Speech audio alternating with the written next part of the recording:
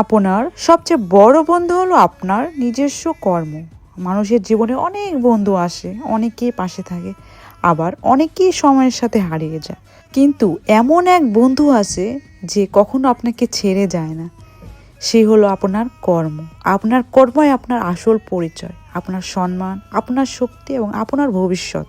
পৃথিবীর ইতিহাসে যারা মহান হয়েছেন তারা কেউ ভাগ্যের উপর ভরসা করেনি, তারা তাদের কর্মকে বন্ধু বানিয়েছিলেন। যে ব্যক্তি নিষ্ঠার সাথে কাজ করে, সৃষ্টিকর্তা তার কাজ সহজ করে দেন। কর্মই একমাত্র এমন এক সঙ্গী যে আপনার কঠিন সময়েও পাশে থাকে, আপনাকে হতাশা থেকে টেনে তুলে এবং সাফল্যর পথে নিয়ে যায়।